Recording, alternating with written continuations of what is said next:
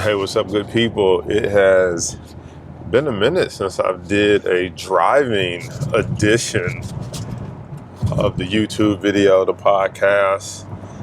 And to be honest, I didn't even know what I was going to talk about today, but I'm just leaving the gas station and I was in there recharging my card, and one of the guys was just like, are you a YouTuber? And I just kind of looked down like, am I wearing a sign that say I'm a YouTuber? Like, what made him ask me that? And I was like, yeah, how you know that? And he said, I follow you on YouTube. And then I was like, oh, okay, that makes sense then, like small world.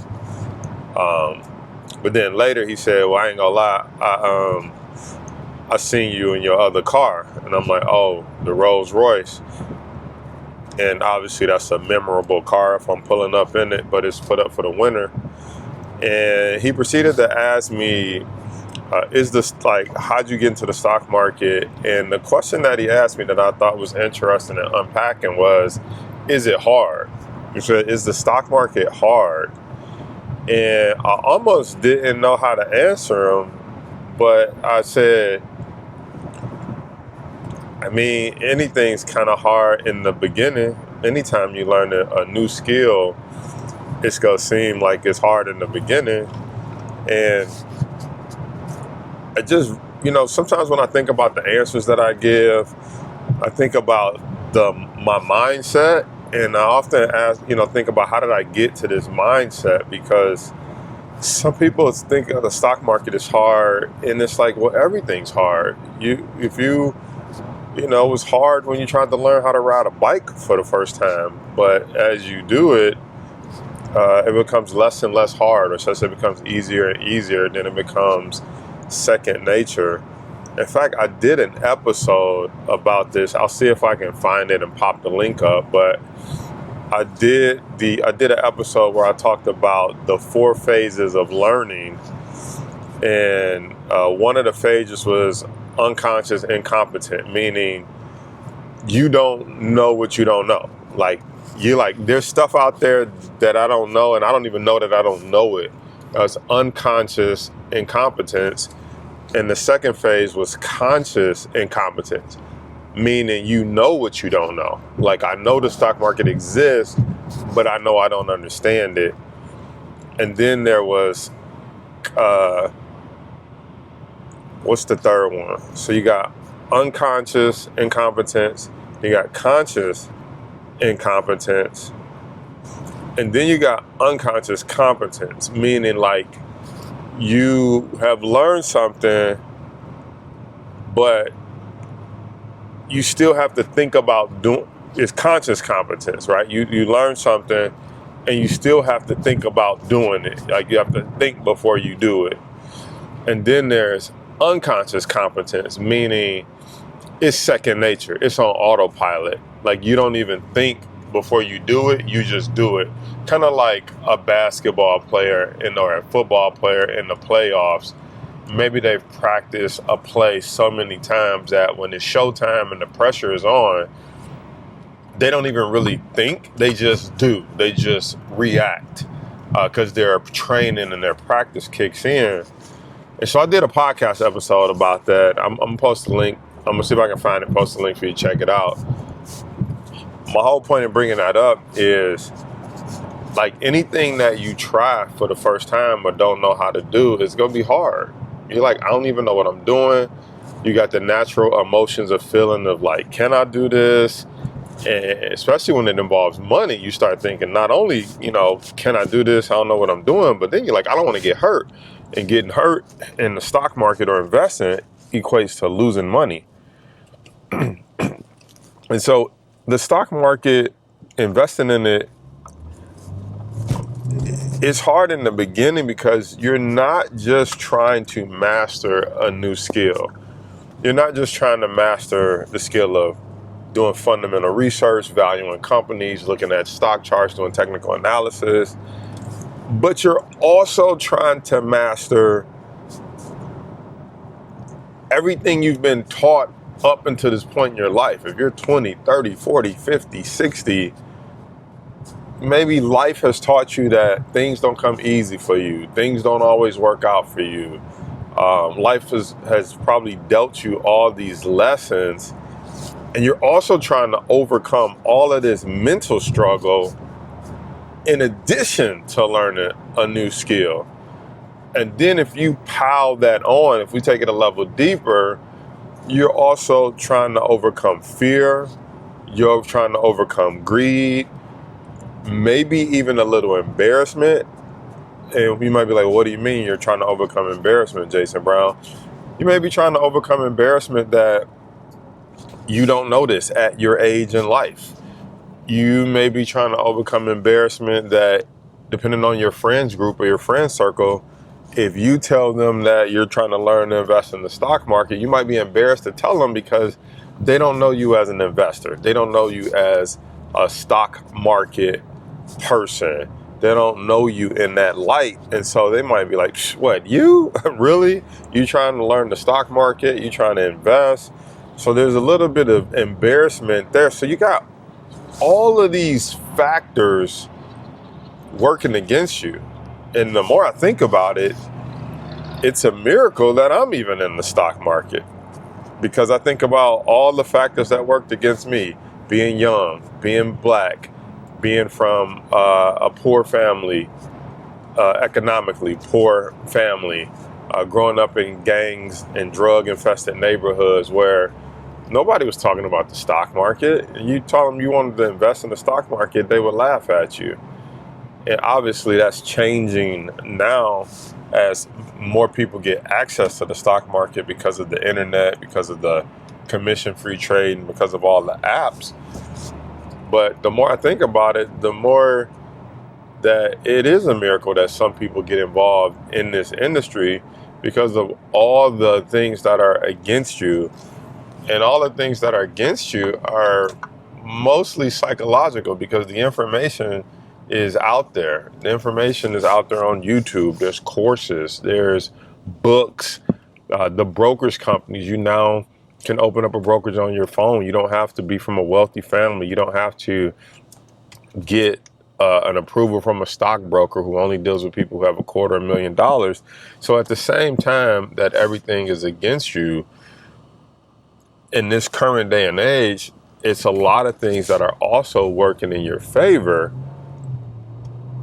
And you just really have to chip away at those things that I just talked about. Number one, getting the education so that you know what you're doing.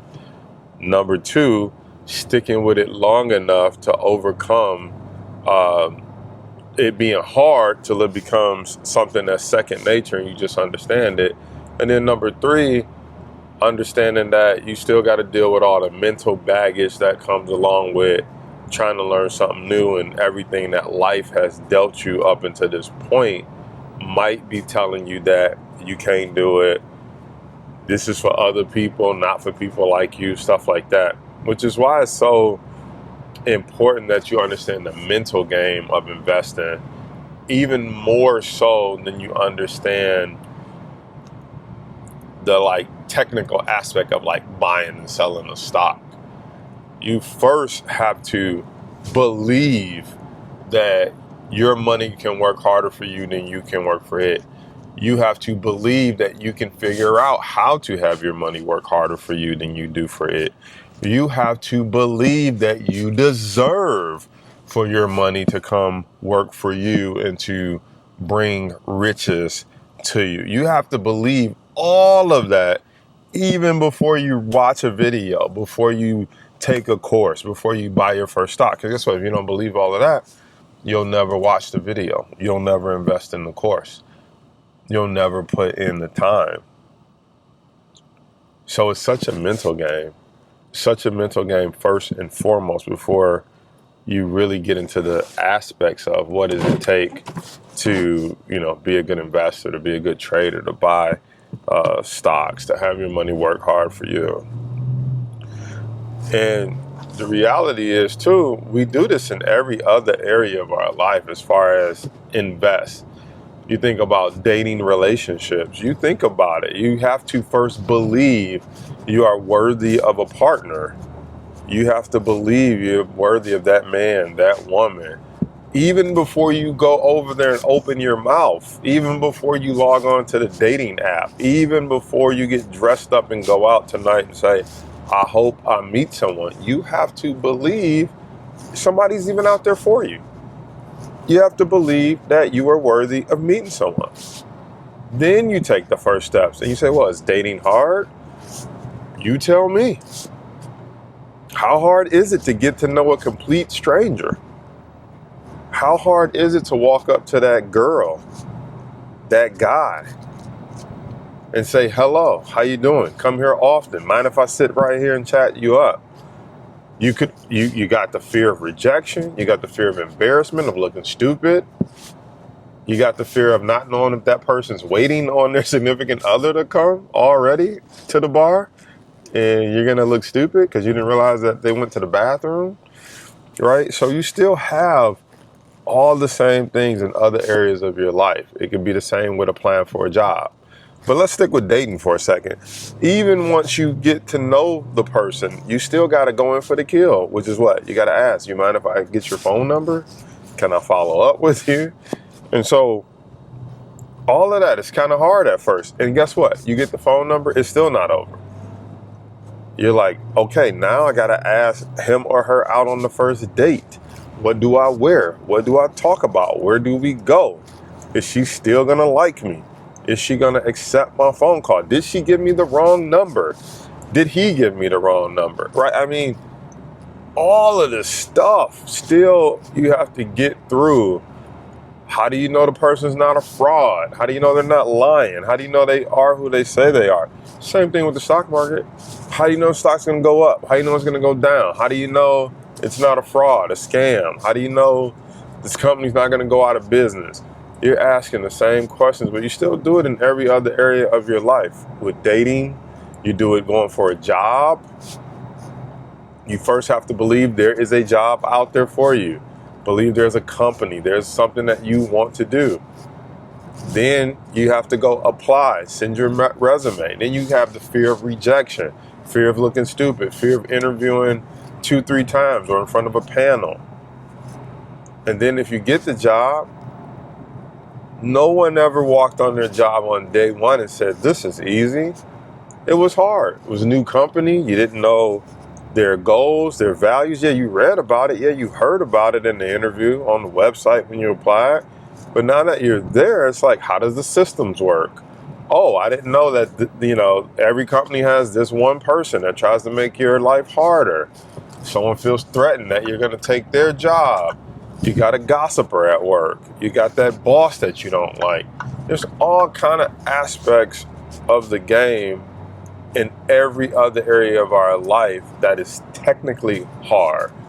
Technically, we have to get through the mental garbage of believing that there's an opportunity out there for us. And even if we get the opportunity, we still have to go through the learning curve, the fear of being wrong, the fear of rejection, the fear of embarrassment, before we ever get to the first paycheck.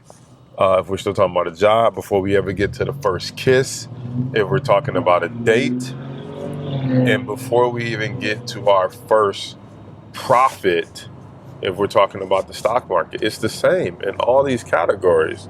So my message to you, and what I hope you take away from this, is everything is hard in the beginning, depending on how you categorize hard. And I don't even know if I would categorize it as hard. I would say everything is just unfamiliar.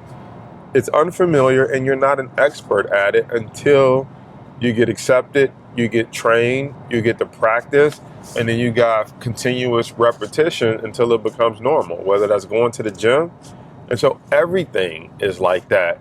And so we might even need to change the language of even asking questions like that. Is it hard to learn the stock market? It's like, it's no harder than you learn to walk, no harder than you learn to drive a car.